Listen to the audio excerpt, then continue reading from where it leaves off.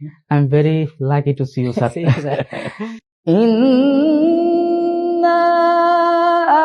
أعطيناك الكوثر فصل لربك وانحر إن شانئك هو الأبتر 200 বেশি সার্ভিস ও ফিচারে লেনদেনের সব বিকাশ অ্যাপে সম্ভব। ছিলেন যে নামাজে আসার জন্য, তারপর ফজরের সালাত একসাথে আমার ইমামতিতে স্যার নামাজ আদায় করেছিলেন। তো এরপরে আবার উনি নামাজের পর দাঁড়িয়েছিলেন যে আবার আমাদের সাথে দেখা হবে, একটু কোরআন তিলাওয়াত শুনবে। আসলে স্যারের মতো মানুষ এত ওয়ার্ল্ড ওয়াইড, মানে একজন মানে কি বলবো লেকচার, যার লেকচার শুনে হাজারো মানুষ মুসলিম হয়েছেন, এমন একজন সম্মানী ব্যক্তি আমার জন্য, আমার তিলাওয়াত শোনার জন্য দাঁড়িয়ে আছেন, অপেক্ষা করছেন। এই বিষয়টা আমাকে আসলে সত্যি আমার জীবনের সেরা একটা মুহূর্ত। এটা আমি আসলে ভাষায় প্রকাশ করা সম্ভব না। যেহেতু আপনি মানে প্রশ্ন করেছেন, সেহেতু আমি এখন আবারের মতোই বলে আসছি যে পবিত্র এই মাহে রমাদান আমার যেভাবে কাটছে, যেভাবে কেটেছে, সেটা একদমই ভিন্ন। আগেও আমি রমজান মাস পেয়েছি, দেশের মাটিতে রমজান পালন করেছি, কিন্তু এবছর মালয়েশিয়ায় আমাদের সম্মানিত প্রিয় নাসিম ভাইয়ের মাধ্যমে আমি সহ আগেও অনেক বিশ্বজয়ী হাফেজে কোরআনরা এখানে এসেছেন, ওনার মাধ্যমে আসেন, আলহামদুলিল্লাহ। 200 বেশি সার্ভিস ও ফিচারে লেনদেনের সব বিকাশ অ্যাপে সম্ভব। তো মালয়েশিয়ার কুয়ালালামপুরেই একটি মসজিদে পবিত্র তারাবির নামাজ আদায় করলাম। সাথে অসংখ্য প্রবাসী ভাইরা আমাদের সাথে তারাবির নামাজ আদায় করেছে। এর চেয়েও ভালো লাগার বিষয় হলো প্রবাসী ভাইদের মধ্যে নামাজের যে গুরুত্ব দেখেছি, নামাজের প্রতি যে টান দেখেছি, এটা আমাকে মানে সত্যিকার অর্থেই মানে বিমুগ্ধ করেছে। মানে কেউ কেউ শুনেছি যে শাহ আলম থেকে এসেছে, কেউ কেউ শুনেছি জোহর বারু থেকে এসেছে, মানে এখান থেকে শত শত কিলোমিটার দূর থেকে শুধুমাত্র নামাজ আদায় করার জন্য এসেছে। এটাকে আপনারা কি বলবেন? এটা আমি নিজেই আসলে ভাষা হারিয়ে ফেলেছি যে শুধু নামাজকে কেন্দ্র করে তারা এখানে এসেছে। তারপর নামাজের পর দেখলাম যে অনেকক্ষণ শুধুমাত্র একটু কথা বলবে, আমার সাথে দেখা করবে। এটা আসলে সত্যি আমি মানে অভিভূত আর আপ্লুত হয়েছি। আলহামদুলিল্লাহ, এটা রবের কাছে আমি অসংখ্য শুকরিয়া আদায় করি যে আমার প্রিয় প্রবাসী ভাইরা একজন নিজের আত্মীয়র মতো মনে করে এখানে এসে নামাজ পড়েছে এবং আমার সাথে দেখা করেছেন। আপনাদের এই সময়গুলো আল্লাহ যেন কবুল করে নেন এবং এই যে সময়গুলো ব্যয় করে এসেছেন, প্রত্যেক প্রবাসী ভাইকে আমি সেজন্য ধন্যবাদ জানাই, শুভেচ্ছা জানাই। আল্লাহ আপনাদের সকলকে ভালো রাখুক, সবসময় সুস্থ রাখুক। অসংখ্য প্রবাসী ভাইদের দেখেছি যে এই প্রবাসে থেকেও অনেক ভালো তারা, মানে তাদের প্রশংসা করলেও দেখা যাবে কম হয়ে যাবে। তবে আসলে সবাই তো আর ভালো না, কম বেশি দেখা যায় অনেকেই ভালো পথে আছে, অনেকেই খারাপ পথে আছে। তবে দোয়া করি আল্লাহ যেন যারা বিপথে আছে বা যারা আলোর পথে নাই বা দেখা যায় যে খারাপ পথে চলে গিয়েছে, তাদেরকে যেন আল্লাহ ভালোর পথ যেন তারা খুঁজে পায়, আল্লাহ যেন তাদেরকে হেদায়েত দান করেন, সঠিক পথে যেন তারা চলতে পারেন। আসলে প্রবাসে এসেছে, আমি এই যে 1 মাস এখানে নামাজের জন্য এসেছি, কিন্তু 1 মাস আমার কাছে মানে মনে হচ্ছে যে 1 বছরের মতো হয়ে গেছে। আসলে সত্যি প্রবাসে থাকাটা অনেক কষ্টের ব্যাপার। ওনারা যে থাকেন, এত কষ্ট করেন, সারাদিন কাজ করে এসে নামাজ আদায় করেছেন, এটাই আমার কাছে অনেক ভালো লেগেছে। তবে দোয়া করি আল্লাহ যেন সবাইকে সঠিক পথে চলার তৌফিক দান করেন, আমিন। করি নাই যে ডক্টর জাকির নায়েক স্যারের সাথে আমার কখনো দেখা হবে, আর সত্যিকার অর্থে মানে কাকতালীয় ভাবেই এটা কিভাবে যেন হয়ে গেছে। স্যারের কাছে যাওয়ার পরে ওনার জন্য অনেকক্ষণ দাঁড়িয়েছিলাম, প্রায় সম্ভবত 1-2 ঘন্টা হবে, অপেক্ষায় ছিলাম যে কখন আসবেন। যেহেতু আমি তো আগে দেখেছি যে স্যারের মাধ্যমে হাজারো মানে যারা সঠিক পথের দিশা খুঁজছে তারা মুসলিম হয়েছেন, অর্থাৎ আলোর দিশা খুঁজে পেয়েছেন স্যারের মাধ্যমে, স্যারের লেকচারের মাধ্যমে। তো স্যারকে আমি শুধু দেখবো এই জন্য 1-2 ঘন্টা দাঁড়িয়েছিলাম। তো তখন স্যার যখন আসলেন আসরের নামাজের সময়, তখন নামাজ পড়ার সাথে সাথেই আমরা তো ওয়েট করছিলাম যে কখন উনি আসবেন, দেখা হবে। তো উনি আসার পর আমি তো ভেবেছিলাম যে হয়তো উনি আসবেন চলে যাবেন। তো আসার পর যখন আমার সাথে একজন ভাই ছিলেন, 2 জন ভাই ছিলেন আর কি, মোকাম্মেল ভাই এবং নাজমুল ভাই ছিলেন।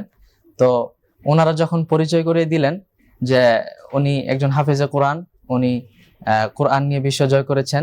তো উনি খুব গুরুত্ব সহকারে বললেন যে তেলাওয়াত করার জন্য। তো তেলাওয়াতের পর মানে তেলাওয়াত করা অবস্থায় উনি যেভাবে তেলাওয়াতটাকে উপভোগ করেছেন বা হৃদয় দিয়ে শুনেছেন, এটাই আসলে আমি মনে করেছি যে না মানে আমার আশাটা সার্থক হয়েছে আলহামদুলিল্লাহ। মানে স্যার যেহেতু স্যারের মাধ্যমে হাজারো মানুষ কোরআনের পথে এসেছে, তো স্যার যখন আমার তেলাওয়াতটা এইভাবে সুন্দরভাবে শুনেছেন, মনোযোগ দিয়ে শুনেছেন, এটা আমার ওই দিনের স্যারের সাথে দেখা করার আমার পরিপূর্ণ আমি প্রাপ্তি হিসাবে নিয়েছি আর কি। আর এরপর উনি আবার এরপর বলেছিলেন যে নামাজে আসার জন্য। তারপর ফজরের সালাত একসাথে আমার ইমামতিতে স্যার নামাজ আদায় করেছিলেন।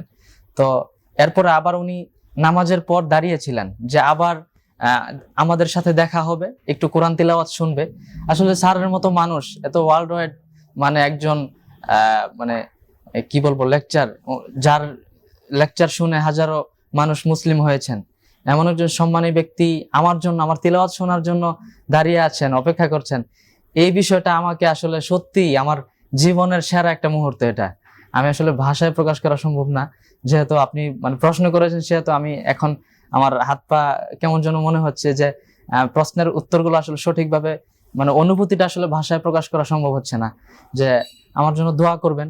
আমি বাংলাদেশের প্রত্যেকটা মানুষের কাছে দোয়া চাই, আল্লাহ যেন আজকে যেভাবে মালয়েশিয়ার মাটিতে তারাবির নামাজ পড়েছি, ডক্টর জাকির নায়েক স্যারের মতো একজন মানুষের সাথে দেখা হয়েছে, উনি দোয়া করেছেন, উনি তেলাওয়াত শুনেছেন।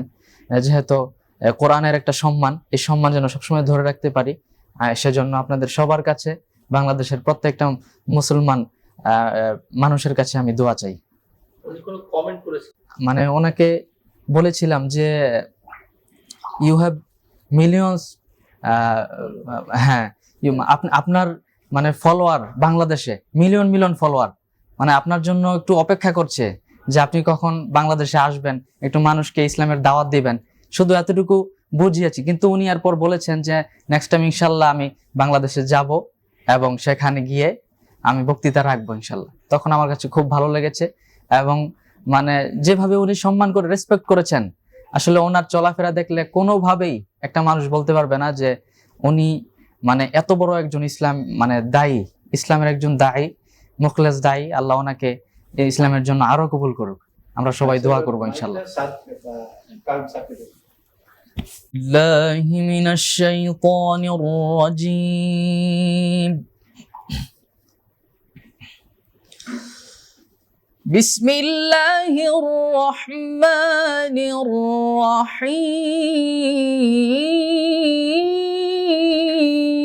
الرحيم.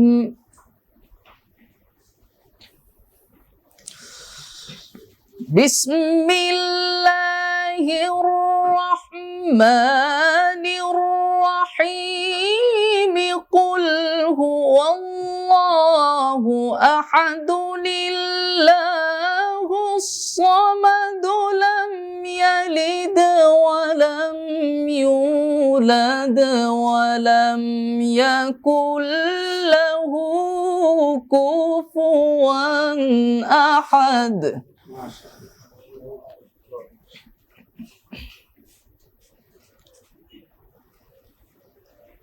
لم يلد ولم يولد ولم يكن له كفوا أحد.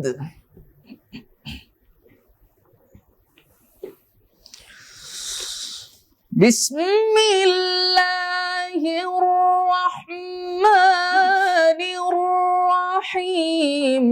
قل هو الله أحد الله الصمد لم يلد ولم يولد ولم يكن له كفوا أحد.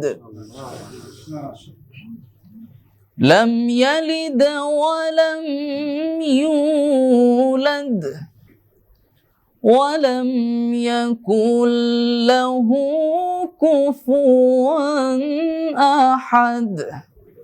صدق الله العظيم. আমাদের প্রেস ক্লাবের সম্মানিত সভাপতি আমাদের এই মালয়েশিয়ার, আপনাদের যে আগ্রহ, যেমন 2 ঘন্টা আপনারা বসে আছেন আমাদের জন্য, আমরা একটা মাহফিল থেকে আসতে দেরি হয়েছে। মানে আমি কাতারেও গিয়েছি, 2018 সালে রায়হান 1 নাম্বার হয়, সেখানে আমরা 2 জন সাংবাদিক পেয়েছিলাম। আমরা এখানে কমপক্ষে 10 জন সাংবাদিক পেয়েছি।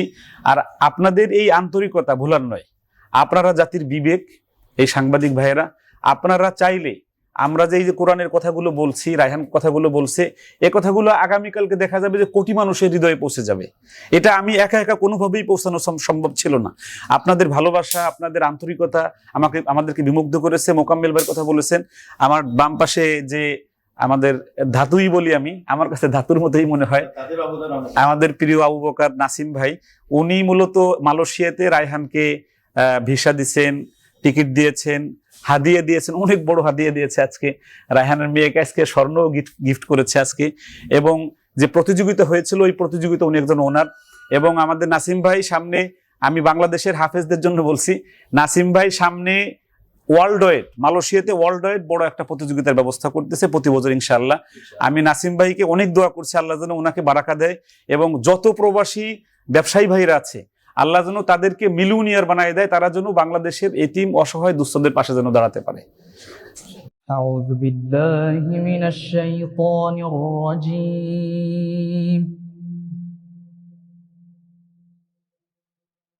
بسم الله الرحمن الرحيم.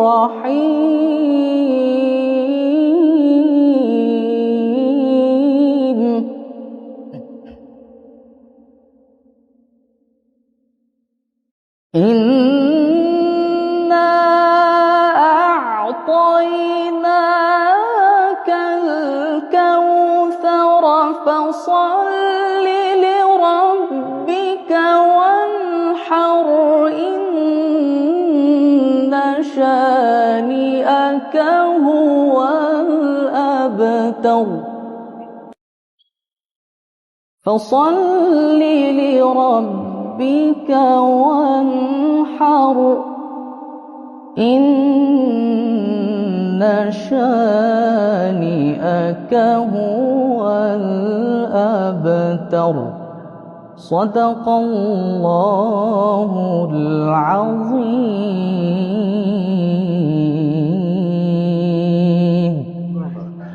Jazakallah, sir.